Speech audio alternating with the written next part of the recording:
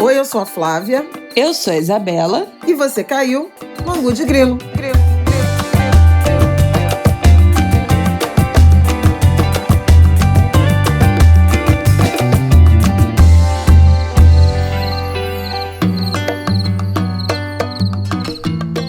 Oi, gente! Boa terça, Angulers! Angu de Grilo 195 está no ar. Meu Deus, quase chegando a 200. Como vocês estão? Boa terça-feira para vocês. Como você está, Flavial? Estou bem.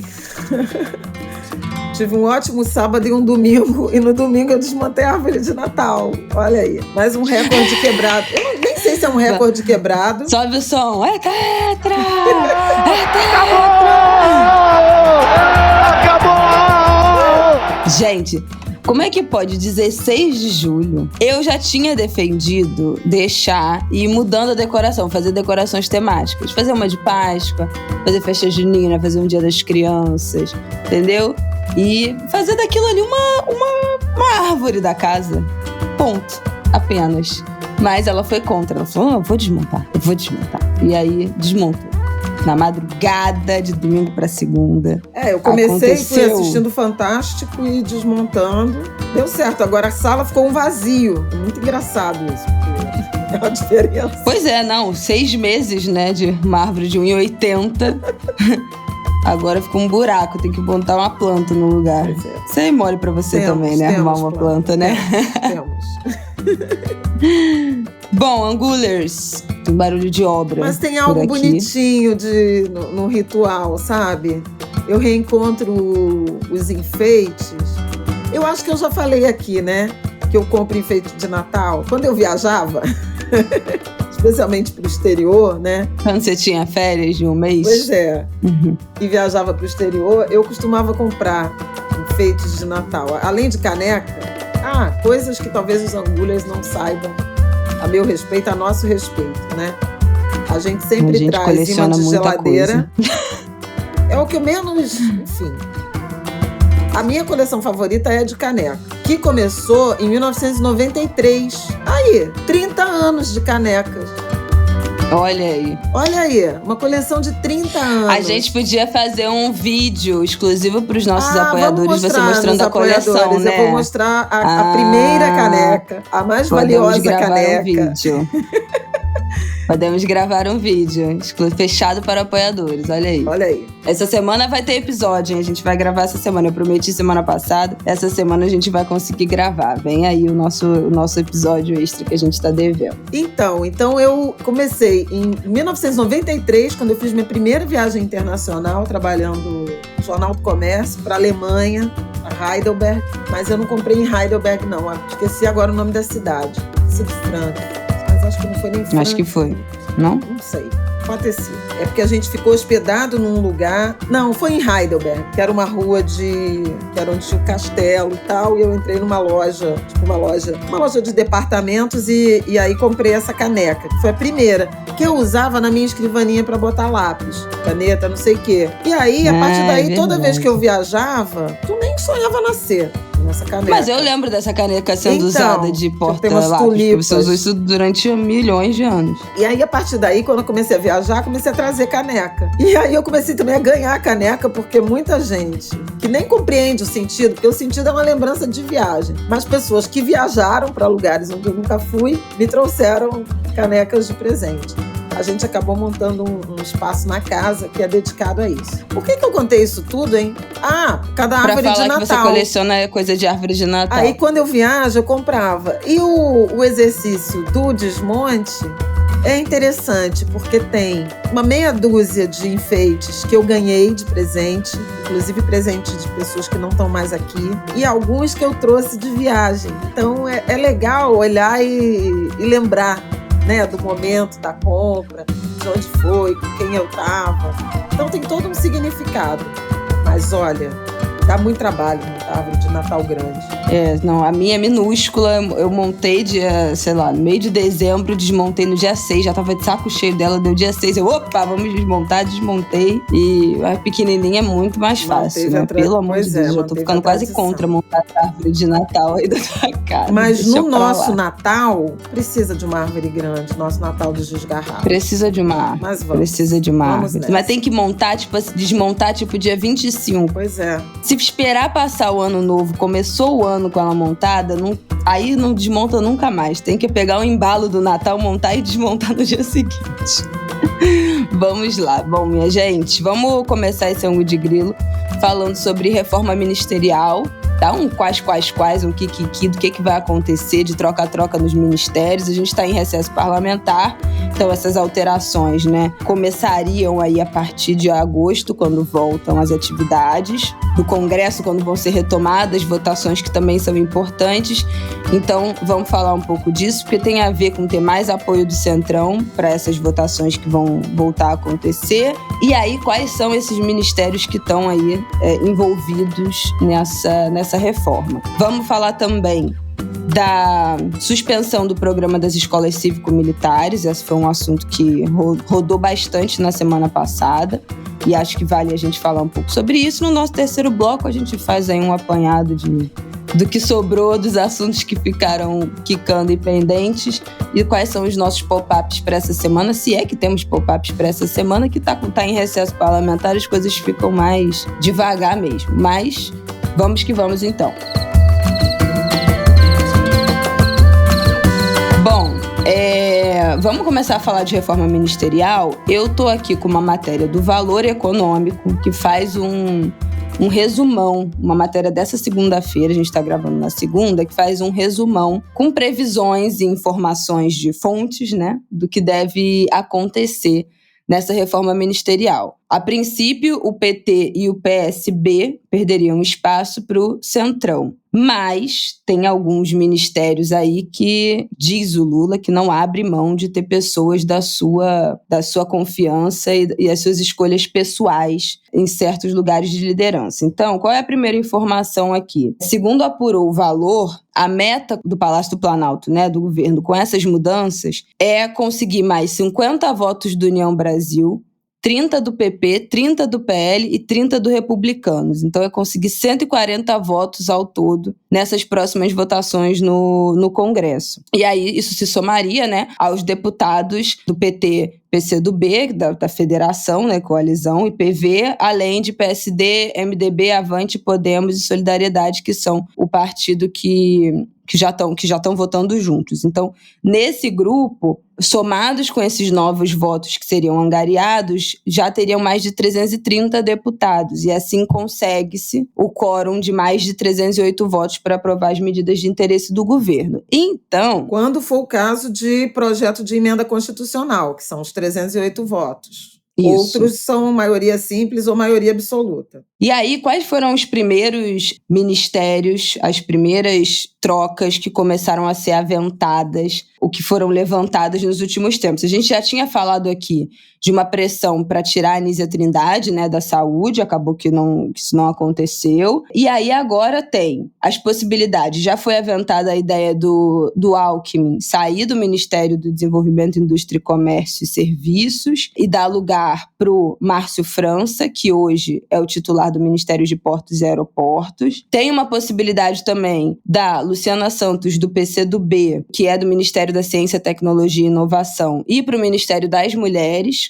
que hoje é ocupado pela Cida Gonçalves, que não tem filiação política. Também tem uma história da Ana Moser. Mas é muito ligada à Janja, primeira-dama. Tem uma história da Ana Moser sair do Ministério dos Esportes, que é um ministério cobiçado pelo Centrão. Tem uma pressão também para Ana Moser sair do Ministério do Esporte e ser deslocada para a presidência do Comitê Olímpico do Brasil, um cargo que é eletivo, que ela ocuparia até os Jogos Olímpicos de 2024, porque tem uma pressão do Centrão ocupar essa pasta, né, ocupar o Ministério do Esporte, porque pode ter um grande aumento de verba para ser arrecadada se for aprovado o projeto de lei de regulamentação das casas de apostas, das apostas esportivas no Brasil. Então tem uma pressão, tudo indica, né, se isso for aprovado, se começar de fato a regularizar essas apostas esportivas, tema que já foi assunto no Ângulo de Grilo, que as apostas ganhem mais importância, ganhem mais verba. Também, quais são outra possibilidade aqui? Já teve, né, a substituição do Ministério da Turismo. A Daniela Carneiro saiu e entrou o Celso Sabino, os dois do União Brasil. E que mais? Tem alguns ministérios. Tem gente de olho na Caixa Econômica.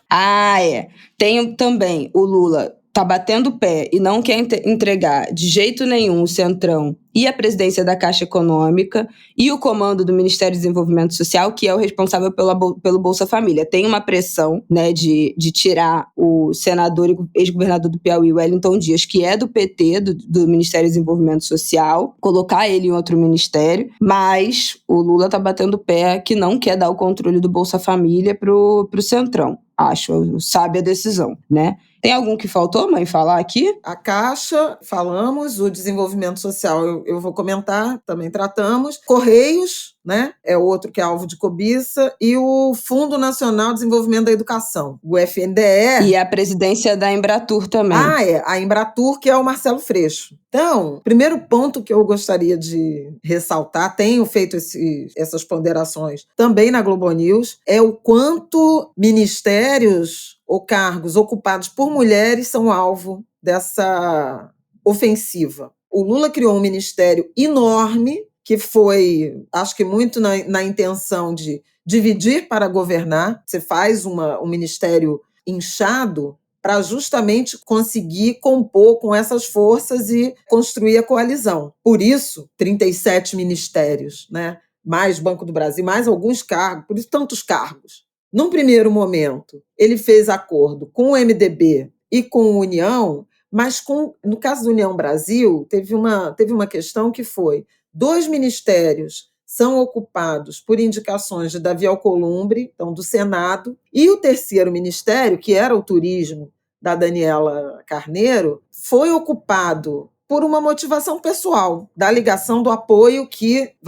o prefeito Vaguinho, né, Carneiro e a então deputada, agora ex-ministra Daniela Carneiro, deram ao presidente na eleição, a partir da Baixada, e a gente já falou muito sobre isso, né, do papel do Vaguinho, sim. Da Baixada Fluminense, da tentativa de fincar ali uma base muito perdida, muito enfraquecida do PT naquela região. Mas a Daniela não era representativa da bancada do União Brasil na Câmara dos Deputados. E isso gerou um desconforto. Originalmente, o ministério seria ocupado pelo Elmar Nascimento, que é um deputado e líder do União na Câmara, mas ele é da Bahia e não se entende bem, ou tinha uma treta com...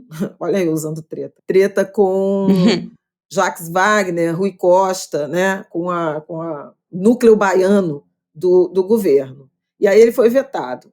Então, a União Brasil não reconhecia a Daniela como sendo um quadro, né, representativo da Câmara, e teve um agravante. O Vaguinho brigou com a União Brasil aqui no Rio e migrou para o Republicanos. Hoje ele é o presidente do diretório local estadual do Republicanos. E a Daniela e mais 5 deputados que formam a bancada do União Brasil no Rio estão com pedido no Tribunal Superior Eleitoral para trocar de partido, porque isso é uma questão do nosso sistema. O mandato majoritário é do candidato. Então, presidente, governador, prefeito, senador podem trocar de partido. Os proporcionais são do partido. Então, ou você só pode trocar naquela janela que se abre 6 meses antes da eleição. Lembra que em abril do ano passado, um monte de gente trocou de partido, entrou em novo, não sei o quê? É porque quando termina aquela janela partidária, quando abre aquele processo perto já no calendário eleitoral. Afora isso, tem que ter uma autorização. Ou, se um parlamentar troca de partido sem essa autorização do Tribunal Superior Eleitoral, sem a justificativa, ele perde o mandato, porque o mandato é do partido. Veja que o Deltan, né, que foi cassado, entrou um suplente, né, um outro quadro do partido. E aí ficou mais confuso ainda, porque, veja, era uma ministra de um partido do qual ela estava querendo sair. Então, como Daniela Carneiro representava a União Brasil no bloco governista, se ela está em demanda, né, com o partido. Então, ela era realmente a ministra, né, mais exposta, menos defensável no cargo em razão desse arranjo partidário.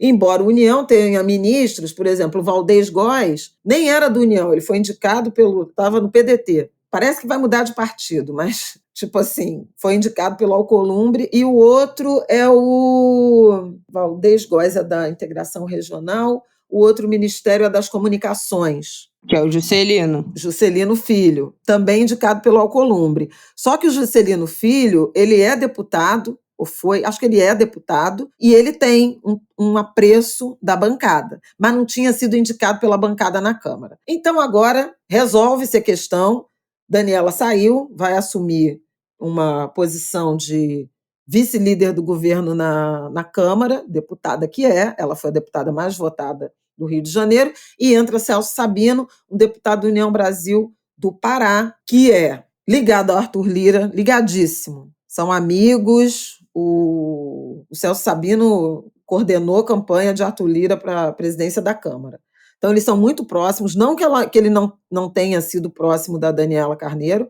Daniela Carneiro era do MDB e votou para Arthur Lira como presidente da Câmara, traindo, né, o candidato do próprio partido dela na época, o Baleia Rossi. Então, veja, é tudo Cunha, né?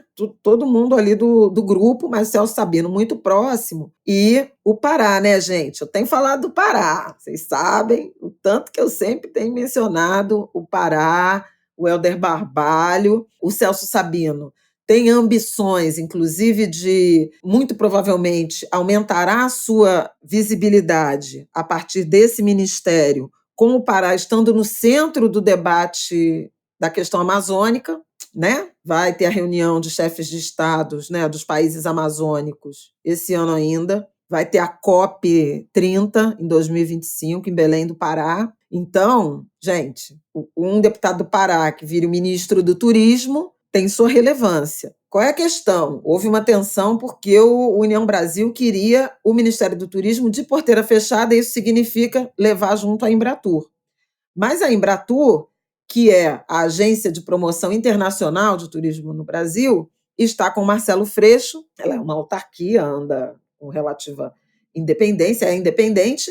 Marcelo Freixo, se a gente destaca o apoio e a lealdade, né, de Lula, a Vaguinho e a Daniela, e vice-versa, o que dizer de Marcelo Freixo, né, que saiu do PSOL para o PS, que apoiava Lula durante todo o período, inclusive de prisão, etc., etc., que saiu do PSOL para o PSB para ser candidato ao governo do Rio, também em aliança, em apoio, para tentar fazer uma união das esquerdas. Aqui no Rio de Janeiro foi derrotado, mas, enfim, é um aliado de sempre de Lula, né? Contrariando, inclusive, várias recomendações do então PSOL, e agora saiu do PSB, depois da campanha fracassada, de modo geral, do partido no Rio de Janeiro, e está no PT. Que a gente também já falou bastante na época da eleição sobre isso. E está no PT. Então, assim, é muito difícil para Lula. Inclusive, a gente, na semana passada, já tinha alguma notícia, Otávio Guedes comentou isso no Estúdio I, de uma certa aproximação de agendas, de projetos de Celso Sabino, novo ministro, com Marcelo Freixo na Embratur. Por exemplo, fazer do Galeão um hub para entrada de visitantes estrangeiros e daqui para o Pará, do Rio para Belém. Então, você já vai conciliando os interesses dos dois estados. Tudo política, né? Mas até aqui não há indicativo de que o Freixo saia, e vários nomes do governo, o ministro Alexandre Padilha, por exemplo, da Secretaria de Relações Institucionais, já deu entrevista em ON falando isso. Olha, em várias situações, o presidente da Embratur não era do mesmo grupo político, do mesmo campo do ministro do Turismo. Então, não tem nenhuma contradição, nenhum problema com isso e tal. Mas Daniela tinha todas essas peculiaridades que eu mencionei, mas é uma mulher a menos no ministério, né? Eram 11, agora já estão 10. Né? Tá tipo o livro da Agatha Christie, o caso dos 10 negrinhos. Comeu o biscoito, vai ali, ficam 8, ficam 7, ficam 6, enfim. E me chama a atenção o quanto mulheres têm sido alvo dessa investida. Nízia Trindade, a primeira ministra da Saúde que o Brasil já teve. Chama atenção mesmo? Não, eu acho que a gente tem que sublinhar isso, porque inclusive mas assim, se tem algum elo fraco, né? Se tem que romper a corda para algum lugar, vai romper em cima das mulheres sempre. Não é que cause surpresa, mas eu acho que precisa ser ressaltado. É realmente o esperado, claro. Você tem razão, é o esperado. Se tem um avanço, né? Se tem uma tentativa de pilhagem, vai nas pastas femininas. E não é porque é menos importante, não sei o quê. Não, porque num ministério que tem 37 pastas, por que os alvos são saúde, turismo, presidência da Caixa, esporte, ciência e tecnologia, sabe? É muita. Não, gente, saúde é inadmissível. Tem ministro da pesca, tem ministro dos portos e aeroportos. Inacreditável. Enfim, saúde, o Lula deu um não rotundo, né? Não, inacreditável, porque assim, depois de tudo que esses caras fizeram em 4 anos com a saúde do Brasil, a gente comemorou tanto, né, a Nízia na saúde, foi um ministério uma decisão tão aclamada. Aí agora dá 6 meses, não, vai ter que tirar ela pra botar o Centrão. Juro, olha, na minha cabeça cruzam pensamentos que se eu falar, ela vai me cercear, que ela fala que esse é um podcast de família.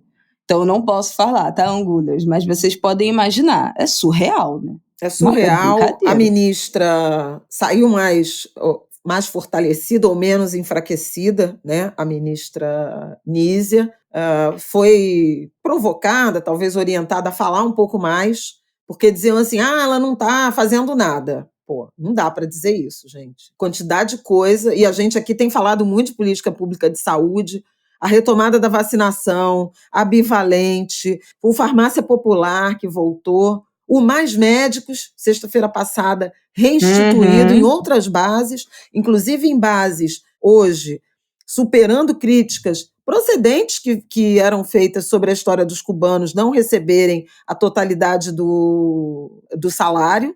Essa, para quem pensa que era uma crítica, uma provocação e uma perseguição da extrema-direita, do Bolsonaro, não sei o quê, o Ministério Público do Trabalho, desde aquela época, fazia esse questionamento porque não havia isonomia. Um médico brasileiro e um cubano que faziam a mesma função, um ganhava 1/10 do que ganhava o outro, por conta do acordo do governo, do então governo, né, Dilma, com a Organização Pan-Americana de Saúde, com o governo cubano para a contratação dos médicos cubanos. Então, isso hoje, no novo Mais Médicos, não existe mais. Agora, houve também uma mudança de comportamento da própria categoria, porque os médicos brasileiros, à época, não queriam entrar e nem que viesse ninguém.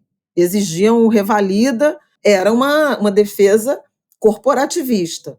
Dessa vez, para acho que alguma coisa perto de 6 mil vagas, houve 34 mil candidatos e mais da metade, quase 60%, eram médicos brasileiros. Importante. E aí tem remuneração adicional para quem está em áreas remotas e vulneráveis, tem uma condição legal para quem é do FIES, que aí você abate, eu acho que a dívida, né, que teria com o governo. Então tem o programa Volta Melhor. Tudo isso, Nízia. Então é um pouco de dar mais visibilidade e mantida a ministra. Até na semana passada o presidente da República voltou a dizer, essa ministra é minha, não é do Brasil, é minha. E fica. Ele deu a mesma sinalização no que diz respeito ao desenvolvimento social e eu achei sempre risível imaginar que um partido que não o PT, ou alguém muito próximo do presidente da República, ficaria com o desenvolvimento social. Vocês sabem aqui o tanto que eu falei sobre Simone Tebet nessa pasta, que era a intenção dela, e eu sempre disse, não vai rolar. O Ministério do Desenvolvimento Social é Lula, o ministro é Lula, o selo é Lula, não vai ter outra pessoa. E esse ministério não projeta ninguém. Desde 2003, que Bolsa Família e Lula. Desenvolvimento Social é Bolsa Família. Bolsa Família é Lula. esquece. É basicamente uma pasta técnica. Nem deveria ser político. Mas o Wellington Dias é um quadro importante de um estado que deu quase 80% dos votos ao PT. O Piauí, sabe, deu uma votação maiúscula. Então, eu achava muito difícil que ele saísse, e hoje tem gente que admite que ele saia para alguma outra função, mas que o desenvolvimento social continuará com o PT e continuará, porque a Janja falou, né, em público, assim, apareceu, inclusive. A Janja manda muito recado, né? Vocês lembram, acho que eu comentei aqui no Angu, que quando começou a artilharia contra a Anísia Trindade, a Janja postou que foi com ela no hospital da Rede Sara, em Brasília, fazer uma visita. Não lembro se eu comentei aqui, mas teve isso. Tem esse tweet que a Janja compartilhou e a Anísia retuitou. E ela fez o mesmo com o Wellington Dias. Posou com ele, dizendo: o Ministério do Desenvolvimento Social é o coração do governo. Se você achar aí, posta. Então, são aqueles recados. Agora, uma coisa que comentavam em relação à Caixa, que é a Rita Serrano, é que ela não tem padrinho. E aí ela pode ser substituída. Gente, não dá. É sobre isso a questão da representatividade. É justamente por isso, porque os homens se apadrinham entre si. Uhum. E aí, as mulheres não têm padrinho, então pode tirar a ciência e tecnologia do PCdoB, que é da Luciana, que é a presidente do partido, pode tirar a Rita Serrano da presidência da Caixa Econômica, pode tirar a Ana Moser do Ministério dos Esportes, aparentemente ela deu uma entrevista na semana passada, também está naquele caminho de começar a aparecer mais, falar mais das realizações da pasta, justamente para se blindar, para justificar a própria permanência. Isso é super grave. E junto com isso, tem também um avanço do turismo no Ministério da Cultura. Por quê? Porque no governo Bolsonaro, cultura era uma secretaria, né, do Ministério do Turismo. Quando separou, havia determinação de divisão, né, de servidores, de equipamentos e o compartilhamento do sistema. Aquela MP lá de organização do governo, quando foi votada, que teve o esvaziamento, adivinha de que ministérios? Meio Ambiente, de Marina Silva, Povos Indígenas, de Sônia Guajajara, mulheres também. Né? Passou lá que o compartilhamento, só no Ministério do Turismo, o compartilhamento não existiria. Resultado, o Ministério da Gestão está tendo de resolver a reivindicação do Ministério do Turismo pela volta de 31 servidores que estavam cedidos ao Ministério da Cultura, de mais de 100 de equipamento, computador, notebook, telefone, smartphone, que estavam cedidos, né, que foram transferidos do turismo para a cultura que voltou a ser ministério, e avisaram por ofício que não haveria mais o compartilhamento por determinação da lei tal, que foi aquela da MP, que deu aquela brigalhada toda, com Arthur Lira, não sei o quê, emendas e etc., que não haveria mais o compartilhamento e o Ministério da Cultura perderia o acesso ao sistema que é o quê? Para distribuir verba, para edital, para funcionar.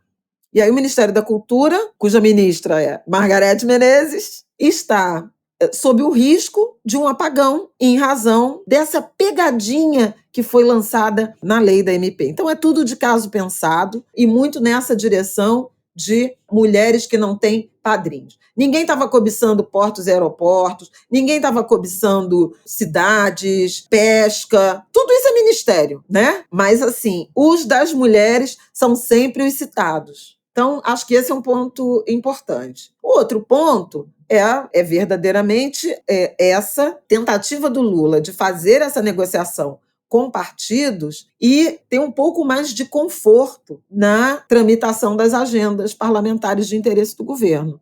Embora o próprio Lula saiba que dar ministério não garante a lealdade completa, total e restrita dos partidos. Né? Até porque, no caso dos partidos em questão, lealdade já é uma coisa difícil. O União Brasil é um partido que tem uma característica bastante específica, que é ser a união do DEM com o antigo PSL. Então, Péssimo assim, com terrível. tem alguns nomes ali que não vão votar com o governo meu mesmo. Deus. Entende? Terror. Ai, gente, a gente sabia que ia ser difícil, mas olha, vou te contar. Mas olha, gente, assim, eu quero que você termine de falar para eu fazer uma outra pergunta, porque a gente tem uma mania também, né, dessas análises jornalísticas de qual é o saldo, né? Se é positivo, se é negativo, se é uma derrota do governo, se é uma vitória do governo. Eu acho que isso tudo é muito esperado, né? A gente falou aqui que teve uma melhora em números, né, da esquerda no Congresso, nessas últimas eleições, mas que não significava uma derrota da direita e muito menos uma derrota da extrema-direita. Então ainda é um Congresso extremamente desequilibrado. E concessões teriam que ser feitas. Né? A gente aprovou semana passada, falamos longamente aqui da reforma tributária, que foi uma vitória histórica ter conseguido passar na Câmara, ainda falta o Senado, mas assim, tem muitas coisas importantes a serem votadas, né, e aprovadas que já estão na fila aí há muito tempo, né, de reformas que são relevantes, que são importantes de ser feita, e não adianta. E a gente sabe como é que funciona no Brasil. Se não tiver alguma chance de ser aprovado, não entra nem na pauta, não vira nem assunto, né? Aqui a gente tem isso de, tem que sentir o clima, vamos ver se tem clima para votar. Vamos ver se tem clima para não votar. Né? E nessa de clima, nunca foi aberto sequer, chegou perto de abrir um processo de impeachment contra o Bolsonaro enquanto ele ainda era presidente. Então, assim, se não tiver a chance, de fato, de uma coisa passar, o assunto nem começa. Né? Então, essas negociações têm que ser feitas, de fato, previamente. Aí eu acho que vai da nossa pessoalidade, se a gente concorda com esse tipo de movimento, se a gente discorda desses processos, né, de ceder para conseguir equilibrar um pouco mais essas votações e ganhar alguma coisa lá na frente com isso. Se a gente deveria, depois desse tempo que a gente passou, depois de tudo que aconteceu nos últimos 10, 15 anos, tá cedendo espaço para o Centrão de novo. Eu acho que tem muitas reflexões que podem sair desse movimento. Mas o fato é, com o Congresso do jeito que a gente tem, sem esse tipo de movimentação, não vota nada. Nada acontece. E aí eu acho que, a partir disso, eu acho que esse é o ponto de partida. O que se faz com isso, então? Né? A partir desse desenho do Congresso, o que a gente faz? Ou não acontece nada, né? Não aprova nada, não vota nada, não tem nenhuma grande transformação nesse meio tempo, ou vai ter que fazer essas concessões. Aí, quais são as concessões que devem ou valem ser feitas? Aí eu acho que esse que é o debate, né? Na hora que entra a história da concessão, quem é a linha de frente da concessão? São sempre as mulheres, né? Que são esses elos mais fracos. As mulheres, especialmente mulheres racializadas, né? O que minha mãe falou, a primeira grande treta da história da organização, né? Da MP dos Ministérios, foi Marina e Sônia. Então, era aquela primeira porrada que foi dada foi essa. Agora já tem outras, né? Outras mulheres já nesse elo muito frágil dessa história dos ministérios. E a reposição, quer dizer, os nomes que aparecem como substitutos são invariavelmente de homens. De homens. Que assim, tudo bem, tem que negociar com a União, tem que negociar com republicanos. Não dá para indicar uma mulher? Essas pessoas, esses caciques tipo não têm mulheres, né, para indicar, né? Então, assim, veja resposta, como isso é complexo. E como, em alguma medida, o Lula perdeu um pouco até dessa, não sei se é credibilidade a palavra, mas desse crédito. Perdeu um pouco desse crédito quando indicou Zanin para o STF, quando indicou os dois ministros, Floriano e André, para o Tribunal Superior Eleitoral, e indicou a mulher Edilene, Edilene Lobo, acho que é Edilene, como suplente no TSE. Nas oportunidades que teve para privilegiar as mulheres, para agora a gente poder ter a carta na manga de falar, não, mas tá equilibrado, porque naquela outra situação ele botou uma mulher, então agora daria para não sei o quê. Não e tem. Continua não comprometido com uma indicação feminina para a sucessão de Rosa Weber. Na semana passada ele voltou a dizer, estou conversando com muita gente, pode ser negro, pode ser mulher, pode não ser. Então, assim, não está comprometido com isso, entende? E isso é super grave, né? Se vier um homem para a vaga que hoje é ocupada pela ministra Rosa Weber, que é uma das 2 únicas mulheres ministras do Supremo Tribunal Federal. Enfim, então é isso. Tem um pragmatismo político na direção de dar mais segurança, mais conforto às votações, faz sentido, mas eu acho que é digno de nota a gente ter tantas mulheres, tantos cargos ocupados por mulheres no alvo, na mira. E a outra coisa é que algumas dessas pastas são pastas com muita capilaridade. Ministério do Turismo comunica, né? Ainda que tenha pouca verba, tem muita emenda. Você faz destinação por emenda. Então, o ministro do Turismo tem um poder, né, de distribuir recursos para municípios. E a gente está 1 ano e meio da eleição municipal. Então, assim, são realmente figuras partidárias que querem ganhar alguma relevância, força nos seus territórios, nas suas regiões. Então, o Ministério do Turismo faz sentido por isso, Ministério do Esporte, que é outro alvo, faz sentido por isso, é super capilarizado. Vai lá e autoriza uma quadra poliesportiva, um estádio, um programa qualquer ligado à adolescência, criança, escola, idosos, né? Então, assim, você tem essa possibilidade de alavancar agendas muito particulares em relação à sucessão municipal no ano que vem. Caixa Econômica não preciso nem dizer, Correios não preciso nem dizer. Tem nada mais capilarizado no Brasil do que Correios.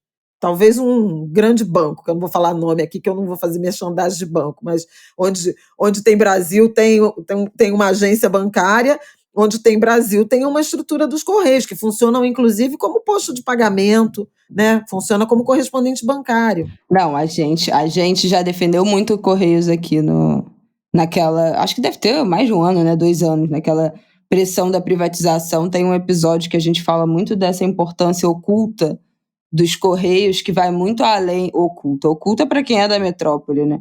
Que vai muito além de entrega, né? De serviço de só postal de entrega de compra que você faz online.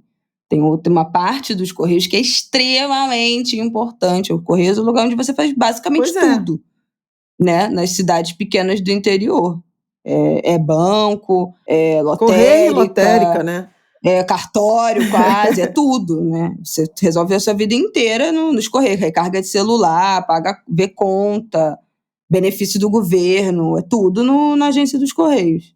Então, assim, é importante pensar que tem uma inteligência por trás. E até por isso também a cobiça no desenvolvimento social e na saúde, que é igualmente capilarizado. Então, vai voltar a Funasa, que é uma agência que também recebe muito dinheiro, que faz intervenções, e tem o tal olho em cima do FNDE, que é o Fundo Nacional de Desenvolvimento da Educação. Também um caminhão de dinheiro, também distribuído de forma muito ampla.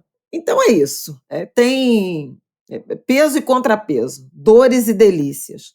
Mas eu acho que, assim, por que no debate sobre substituição, sobre formação de coalizão, está completamente silenciada a questão da representatividade de gênero e raça? Porque os partidos são todos machistas, racistas, sexistas. É isso, né? Eles estão simultaneamente votando uma PEC para perdoar o não cumprimento das regras de cota do fundo eleitoral, do fundo partidário, para candidaturas de negros e de minorias raciais, de negros, indígenas e mulheres, e de gênero. Então, é sobre isso. Mas há uma agenda parlamentar a ser cumprida, e na medida em que se constrói um acordo mais sólido, né, com mais representatividade, com mais aprovação das legendas partidárias, o governo fica menos refém, por exemplo, de um Arthur Lira da vida ou das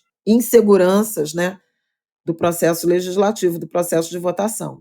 É isso. Bom, então essas movimentações vão continuar acontecendo. O recesso parlamentar acaba no final de julho, né, começo de agosto, que é quando é esperado que essas votações importantes voltem a acontecer e que a ideia é já ter essa maioria... Como é o nome da maioria? Quando é mais de 308, meu Deus. Qualificada. Quórum constitucional. Ah, tá. O quórum constitucional de pelo menos 308 deputados seja formado a partir dessas trocas e dessas novas alianças. Então, em agosto, talvez antes a gente volte a falar disso, mas o esperado é que essas conclusões cheguem a partir do final do recesso. Bom, vamos para o nosso próximo bloco, falar das escolas cívico-militares? Vamos que vamos. Bom, na semana passada, vou te dizer o dia exatamente, na quarta-feira passada, o governo anunciou a decisão de encerrar o programa de escolas cívico-militares. Foi uma decisão conjunta, tomada pelos Ministérios da Educação e da Defesa, chamava Programa Nacional de Escolas Cívico-Militares, PECIM, que era um programa prioritário, uma das prioridades, né, do governo passado, da gestão Bolsonaro. Qual é o contexto desse programa? É um programa criado em 2019 que permitia a transformação de escolas públicas para um modelo cívico-militar. A ideia desse formato é que os educadores civis ficassem responsáveis pela parte pedagógica, então o conteúdo, a estrutura pedagógica do ensino, e a gestão das escolas passava para os militares. A princípio, a normativa é que os militares não teriam nenhum poder de interferir, né, no conteúdo programático, pedagógico, pensado pelos civis, né, pelos professores concursados. Então, os militares atuariam nessa gestão, né, fora da sala de aula, como monitores, disciplinando o comportamento dos alunos, mas não teriam, né, além da parte administrativa, mas não teriam permissão para interferir no trabalho em sala de aula, nem ministrar nenhum tipo de conteúdo, nenhum tipo de aula. Essa é a teoria, né? Bom, na prática, só 200 escolas no Brasil aderiram a esse formato até 2022. Lembrando que, segundo o censo escolar, o Brasil tem 178.300 escolas públicas. E dessas 178 mil, só 200 aderiram. Isso daria aproximadamente 0,1% no total de escolas do país, com um orçamento brutal, né? Essa que era uma grande questão também, uma grande distorção. De 2020 a 2022, a fatia do orçamento do MEC que foi destinada para esse programa, né, das escolas cívico-militares, triplicou.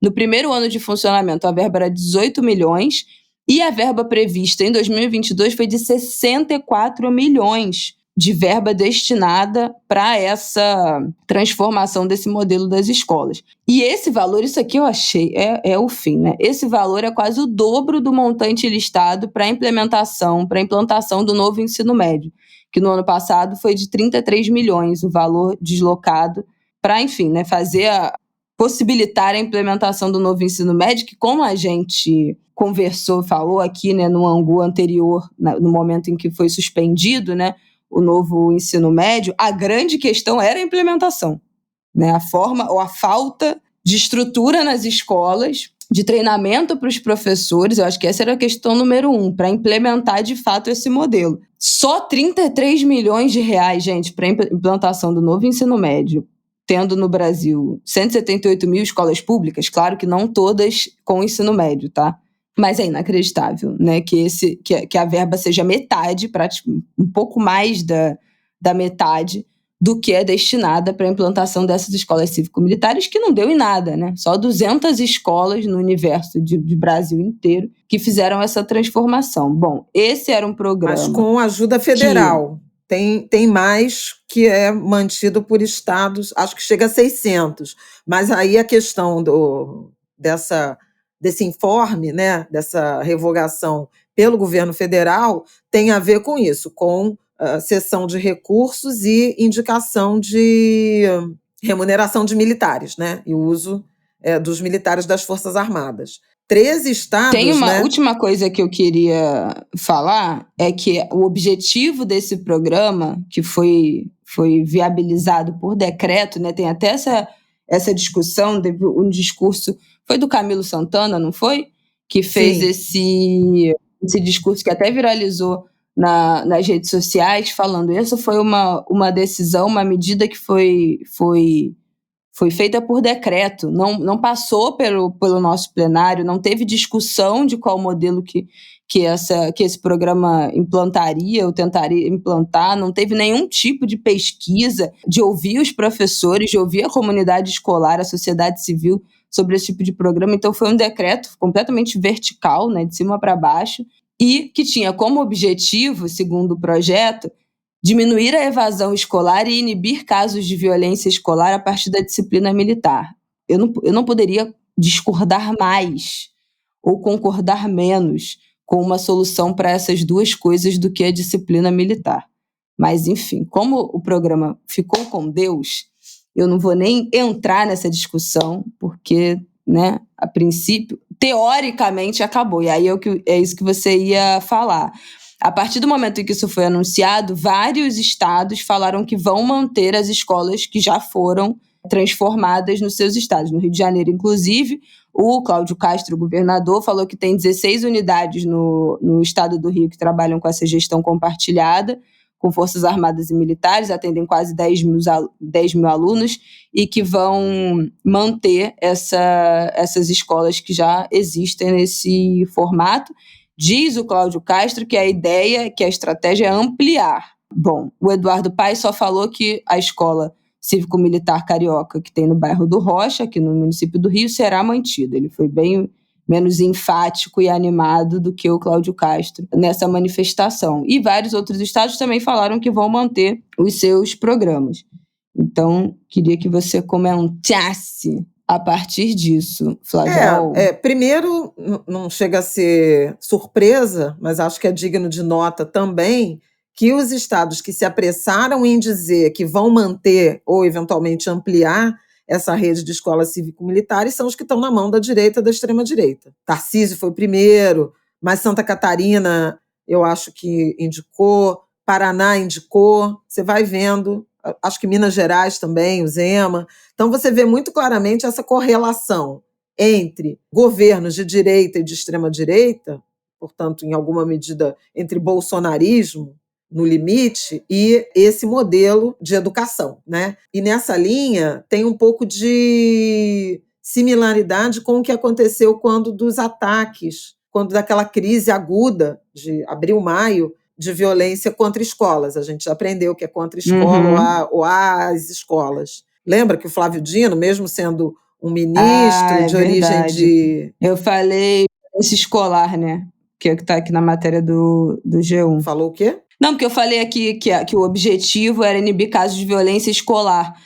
Mas é que eu li o que estava na matéria do G1, mas o certo é violência contra as escolas. Mas assim, violência escolar também existe, né? Eventualmente, é porque são coisas diferentes. Mas não é disso, né, que se trata, no caso. Então, assim, naquela ocasião, o Flávio Dino, ministro da Justiça, liberou recursos para mais policiamento, para procedimentos de segurança e tudo mais. O Cláudio Castro aqui no Rio anunciou botão de pânico, um aplicativo que estudante, professor, funcionário podem acionar do celular para chamar a polícia no caso de um ataque e tal. Quando a gente sabe que a inteligência, a investigação na internet, nas redes, né, a ação integrada da Polícia Federal com departamentos de crimes cibernéticos, delegacias de crimes cibernéticos Brasil afora, tem um papel preventivo mais importante.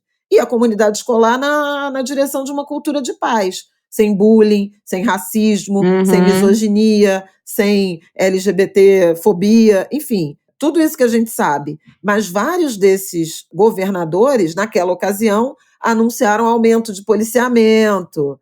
Teve quem falou de raio-x, né, para coibir a entrada de armas, um controle mais rígido, etc, etc, etc, e nada impediu. Inclusive, um dos casos emblemáticos dos últimos anos, acho que talvez no último ano e meio, que aconteceu de ataque à escola, se deu numa escola cívico-militar na Bahia. Ter militar ali não adiantou nada. Houve o ataque, houve o episódio. Você pode procurar aí para lembrar do caso. O caso recente, que foi no Paraná, deixou um casal de namorados, inclusive, mortos. O criminoso, o assassino, era ex-aluno da escola, se apresentou dizendo que precisava de um histórico escolar, entrou, chegou na secretaria, pediu para ir no banheiro, não foi ao banheiro e foi atirar. Então, assim, ilusão. Ilusão pensar que essa disciplina militar vai orientar ou produzir estudantes de maior qualidade, porque as pessoas são diferentes. Outro ponto que eu acho importante chamar a atenção, no caso do governo Bolsonaro, havia uma intenção de militarização ampla da sociedade brasileira, expressa em várias, não só nas escolas cívico-militares, mas na flexibilização do acesso a armas, inclusive parcialmente julgado inconstitucional, né, pelo Supremo Tribunal Federal na semana retrasada, nos ministérios ocupados por militares, nos cargos civis, mais de 6 mil cargos civis ocupados por militares. Então, assim, era uma militarização ampla, com resultados, bom, a gente sabe o que foi o governo Bolsonaro, o Ministério da Saúde, por exemplo, que tinha um general da ativa, o general Pazuello, hoje deputado pelo Rio de Janeiro, foi uma tragédia sob gestão militar, né? Então, essa é uma coisa. Mas tinha também uma questão de remunerar militares, inclusive da reserva, que eram destacados para essas funções nas escolas cívico-militares. Tinha adicional que chegava a R$ 9.000, passava de R$ 9.000. Então, assim, também uma estratégia política, né, na direção de remunerar esse grupo que estava fechado com o ex-presidente. E, por fim, a qualidade é totalmente questionável, porque você usa o argumento de que escolas militares têm melhor qualidade, melhor desempenho, mas omite a informação de que elas são um número muito menores, não tem a escala que tem, né, a rede pública de ensino, elas têm uma verba e professores, uma verba muito maior, e professores com essas qualificações, inclusive militares, que proporcionam, né, a partir de carga horária, de dedicação, de remuneração, de estrutura, que outras escolas não têm. Então, não é porque tem militar, é porque elas eram efetivamente militares. Tem mais dinheiro, tem mais verba do que as escolas públicas, de modo geral, e por isso você pode até, em tese, e são acessadas por concurso, o que por si só já é uma peneira. Então, você tem os alunos, né? Os alunos que passam na prova já saem na frente em relação aos 80% de estudantes brasileiros que estão na rede pública. Então, tem muita ideia equivocada que são em provas relação... dificílimas, pois né? Também tem... colégio militar... isso da prova, tem cursinhos que são feitos só para fazer os alunos passarem, né? Cursinho para passar no colégio militar. Então, cursos pagos. Então, também já entra uma questão financeira, que é quem é que tem dinheiro para pagar esses cursinhos próprios para passar nessas provas, né? Então, enfim, é um funil, né? Então, assim, é uma ilusão. Com essa quantidade de dinheiro, só faltava ser ruim, né? A escola. E é importante a gente sublinhar que as escolas militares não foram afetadas, continuarão existindo, autônomas, ligadas inclusive ao Ministério da Defesa, né, subordinadas, né, na estrutura do Ministério da Defesa, então continuarão existindo. As cívico-militares ligadas, dependentes do governo federal, de verba federal e de homens das Forças Armadas, elas vão deixar gradualmente de existir, mas as estaduais, e como a Isabela lembrou, municipal aí que o Eduardo Paes anunciou, vão continuar existindo, mas aí ligadas ao orçamento dos governos estaduais, com bombeiros, né, e policiais militares, eventualmente, nesse suporte. O fundamental é pensar que o papel de Forças Armadas, né, tem atribuições muito demarcadas na Constituição, não é educação civil, não é participar da educação civil, assim como não é o papel da polícia, não é o papel do bombeiro, e não necessariamente isso melhora a qualidade. E nem sei se contribui para uma necessária cultura de paz, de construção de paz. Claro que não. Desconfio que é o contrário. Então, uma medida simbólica, porque embora ela não tenha escala, né? A Isabela falou, são 200 escolas no universo de 180 mil, 170 mil, Não tem Não escala, mas é rigorosamente simbólico. nada. É um ato adicional Sim. na desmilitarização. Então, são cargos que já não são ocupados. Não, eu acho que é simbólico. E eu acho que também essa questão do investimento, né? A gente sabe que 64 milhões no universo do que é o Brasil, né? A gente falou tanto na semana passada dessas desigualdades, como o Brasil é um país desse tamanho, como é muito difícil, tudo é muito difícil. 64 milhões não é nada, né? Se você pensa o Brasil desse jeito amplo. Mas isso ser uma prioridade à frente de outras medidas ou programas ou enfim, estratégias de educação do governo, né? Então, assim, se o governo tem 100 milhões de reais para destina 30 milhões para implementação do novo ensino médio, 60 milhões para programa cívico-militar, não pode, né? Então, por mais críticas que a gente tenha ao novo ensino médio, não pode não ser, a partir do momento que estava aprovado, né? Não pode isso não ser a prioridade. Então, também tinha um lugar de prioridade nesse programa no governo anterior, que não cabe mais, né? Que já não caberia, né? Mas especialmente nesse governo não cabe mais. Então, acho que esse dinheiro vai ter destino melhor para ir, não tenho a menor dúvida. Há de haver uma destinação mais, não é correta que eu queria dizer, mais coerente para essa verba. Com certeza é simbólico, né? Esse processo de desmilitarizar essas instituições. E essa história de disciplina militar vai ser, os militares vão ficar nesse lugar de disciplinadores do comportamento. A disciplina militar vai fazer com que reduza a evasão escolar e diminua a violência contra as escolas. Que, sabe assim, isso é o contrário de tudo que a gente estuda, de todas as opiniões que são mais avançadas. Imagina, a evasão escolar é falta de disciplina nas escolas, é falta de um modelo mais rígido de ensino. Claro que não, né? Evasão escolar, as pessoas são pobres, precisam trabalhar. Nada a ver com... Tem muito menos a ver, evasão escolar tem muito menos a ver com a educação, né? Do que todo o resto. A gente já falou isso aqui no Ângulo de Grilo, né? Como as pessoas, os adolescentes já precisam trabalhar desde cedo, precisam fazer dinheiro, precisam ajudar em casa. As pessoas não deixam de ir à escola porque falta disciplina. Então, é o contrário, né? Uma mentalidade completamente retrógrada, engessada, conservadora, o contrário de tudo que as opiniões mais frescas, mais atualizadas sobre educação têm dito, têm pesquisado, ou que armar as escolas ou ter forças militares nas escolas vão fazer com que não tenha violência dentro da comunidade escolar. Até parece, né? Mentira, a gente falou muito disso aqui, como a primeira reação àquela crise da violência contra as escolas tinha sido botar segurança armado, várias escolas, né, tomaram essa iniciativa, não? Então detector de metal, não deixar os pais mais entrarem nas escolas, só entravam os filhos, não entrava ninguém, né? Fez quase um lockdown dentro das escolas, e não é, né?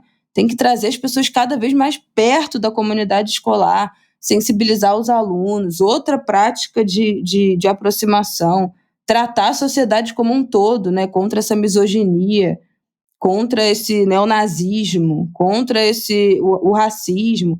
Tem tanta coisa que a gente já falou aqui sobre essa história das escolas nesse ano, e realmente, assim, uma coisa que vai contra tudo isso é essa disciplina militar. Então, providencial esse fim desse programa. Que bom que aconteceu. Foi uma boa notícia da semana passada. Mais alguma coisa a acrescentar sobre isso, Flaviol? Podemos ir para o nosso próximo bloco? Podemos. Então vamos para o nosso último bloco.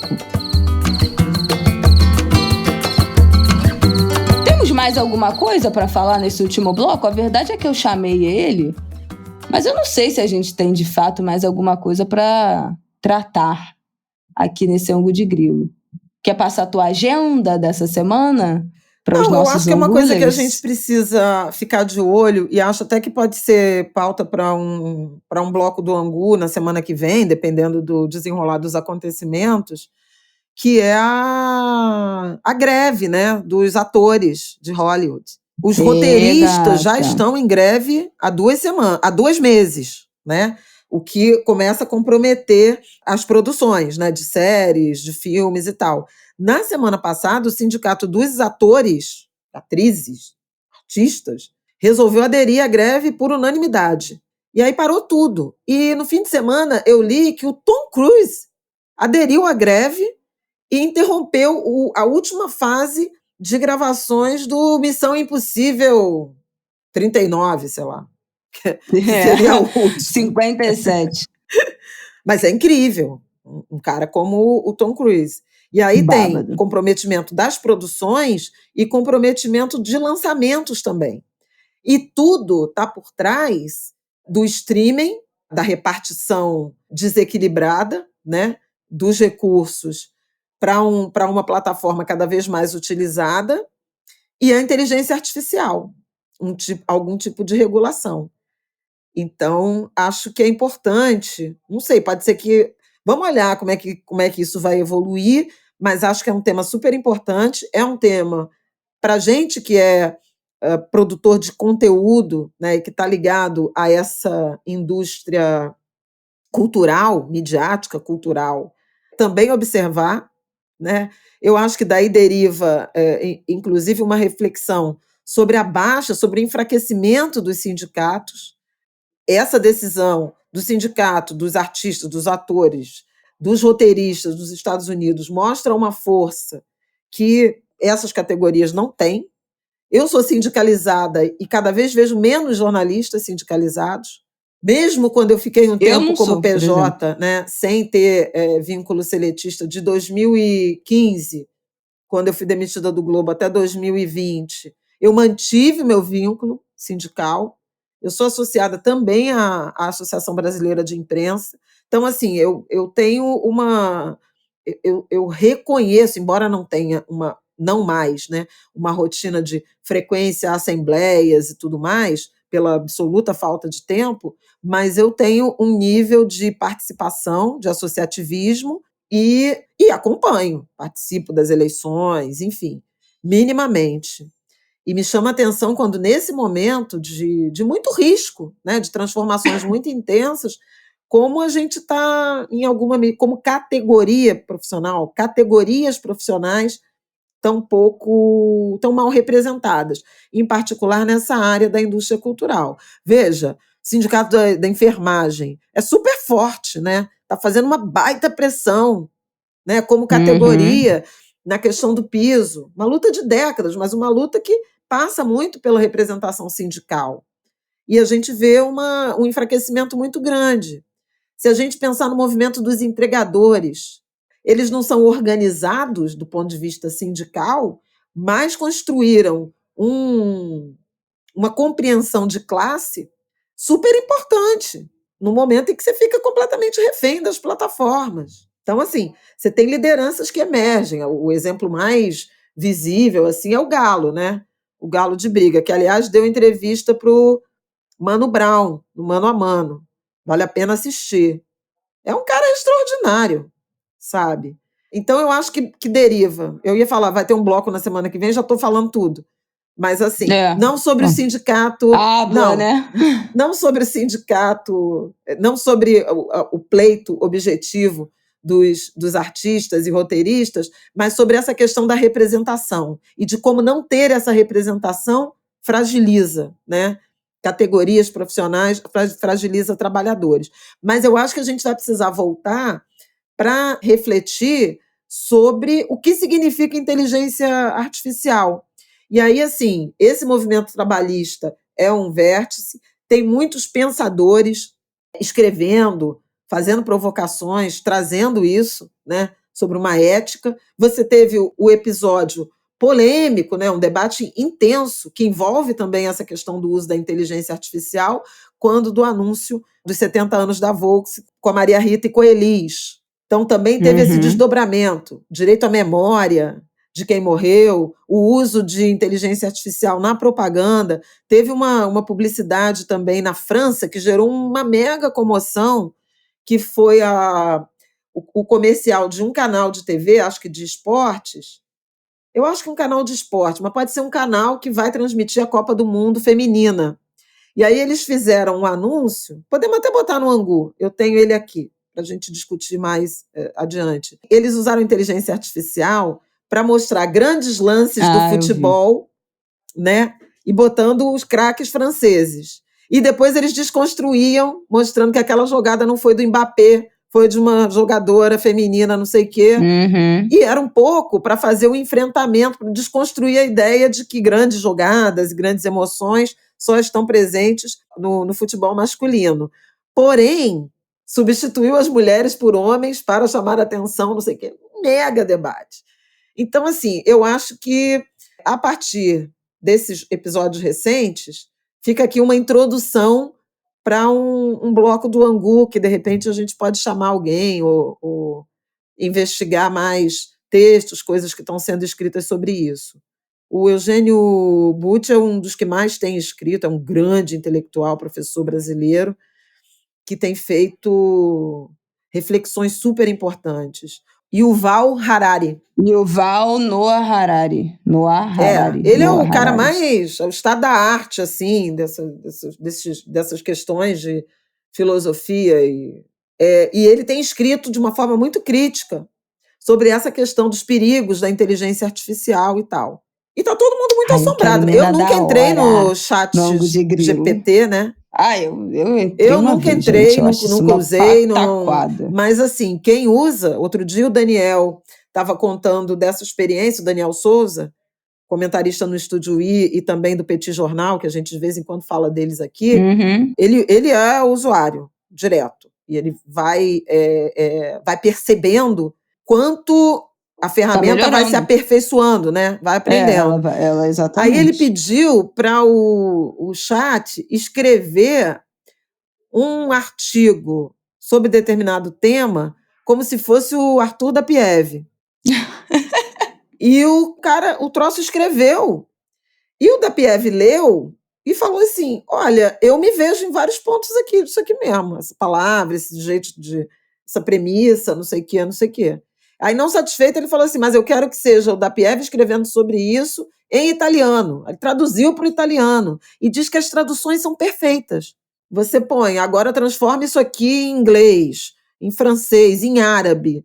E as pessoas que dominam essas línguas estrangeiras dizem que a qualidade da tradução é impressionante. Então, não é por acaso que os roteiristas, artistas estão Tem uma questão também, que aí eu quero fazer uma indicação sobre essa história dos roteiristas, da greve, agora também dos atores, mas lá dos roteiristas. Na semana passada, o podcast, um milkshake chamado Wanda, que eu gosto muito, fez um episódio que era indicação de filmes e séries e escondidinhos, como é que era o nome do episódio? Achados preciosos dos streamings.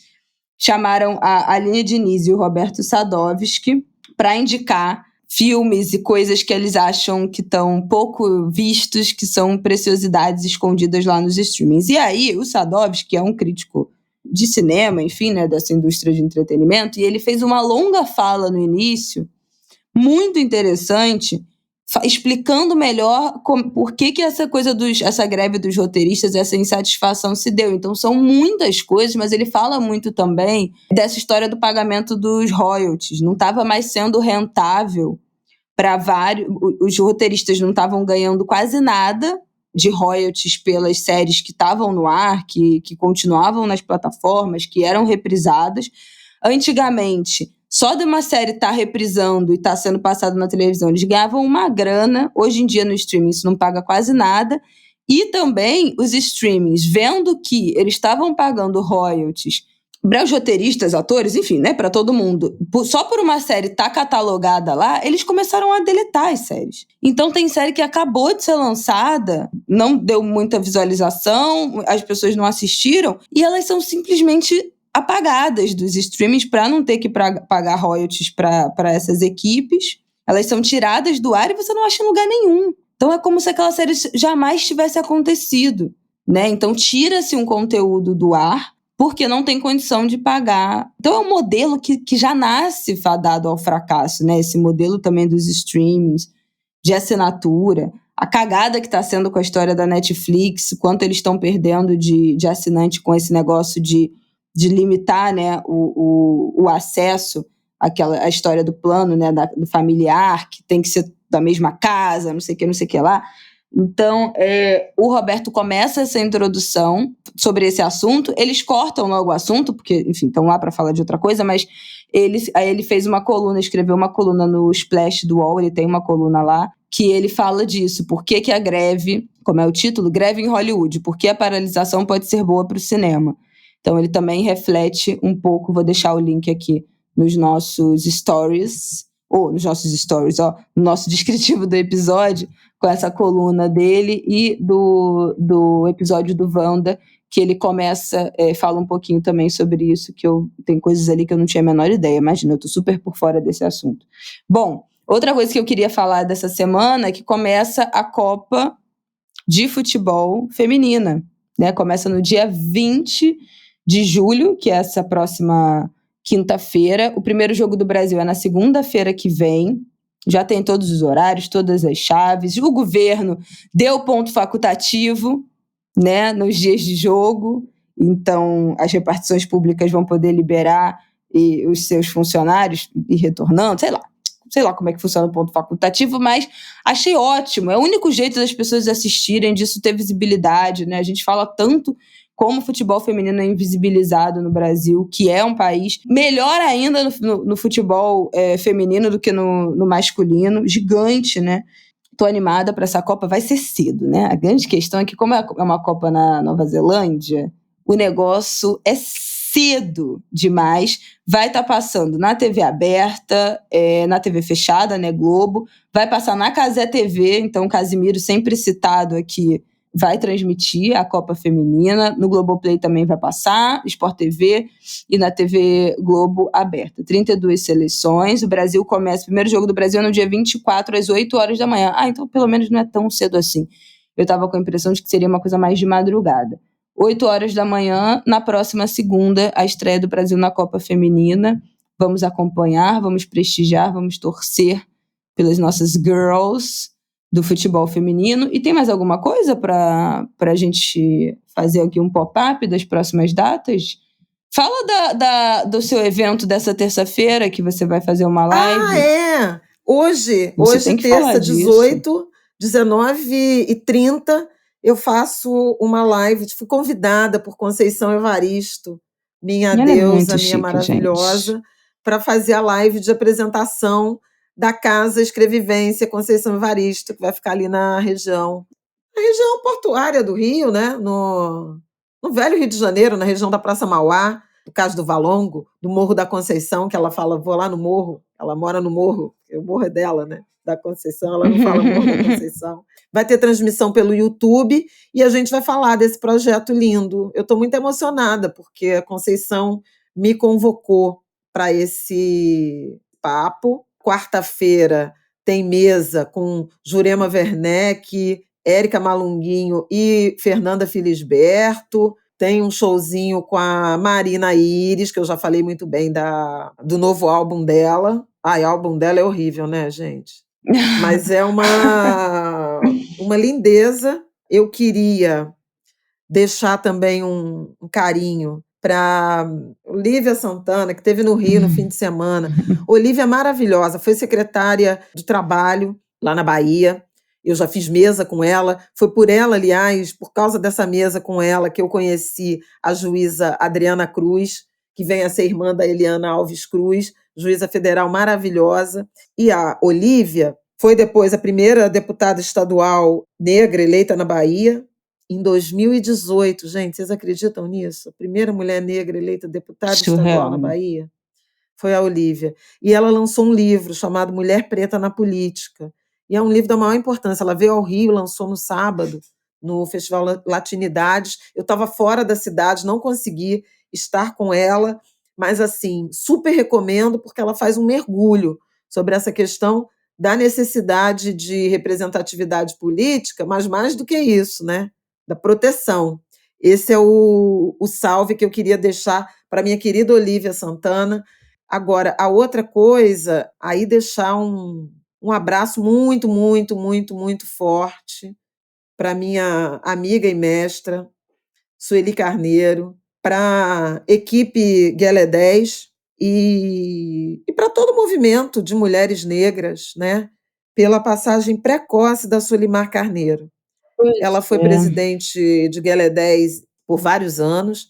Ela é, juntamente com a Sueli, fundadora, uma mulher fundamental no movimento de mulheres negras. E ela partiu na semana passada, aos 66 anos. Então, esse luto de Guelé 10, da Sueli, da família Carneiro, é nosso luto também. Eu não pude estar presente porque foi em São Paulo, mas expressei meu carinho, minha solidariedade à Sueli em privado, em público, nos conselhos dos quais eu participo, alguns com a própria Sueli. E é muito duro, quando vocês sabem o tanto que a gente fala aqui sobre, eu falo, né, sobre longevidade, então a gente vê a existência abreviada das nossas irmãs, é muito triste, é muito difícil. Então fica aqui o carinho, o afeto, a solidariedade e a certeza de que pessoas como a Soli são eternas, né? Estão ancestralizadas pela relevância do serviço que prestou para o nosso campo, para o campo progressista, para a agenda de enfrentamento ao racismo, para a agenda de empoderamento, dignidade e bem-viver das mulheres negras. Dia 30 tem Marcha das Mulheres Negras no Rio de Janeiro. Semana que vem a gente volta a falar disso. É isso, minha gente. Uma boa semana para vocês, Angulers. Bom final de semana. Assistam aí os jogos da Copa Feminina. Torçamos juntas pelas nossas girls. E tá aí a agenda dos próximos dias pra gente acompanhar e seguir de olho nos assuntos que ainda vão quicar nessa semana. Bom, um bom final de semana. Um beijo, Flávia Ol. Um beijo, querida. Curtam as férias com as crianças. Férias das crianças. Férias com as crianças. Não, mas é porque agora tá todo mundo assim, né? Com criança. Um monte de gente tá de férias, tá com as crianças, as escolas estão de férias. Na medida do possível, curtam. Não se desesperem também, vai passar. Gente, não enlouqueçam. Vai passar, são só 2 semanas. Eu estou com vocês.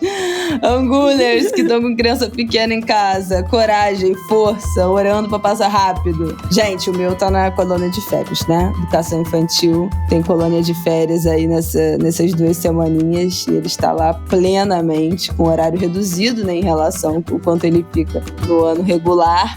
Mas tá na colônia de férias. Senão como é que eu vou gravar algo de grilo como? Vai ser algo de grilo com a criatura aqui falando. Vai ter 5 minutos. Aí que vocês vão reclamar, porque não tem condição. Então, força pra quem não tem colônia de férias. Vai passar, minha gente. É rápido, é rápido. Beijo, beijo. Coragem. Um beijo.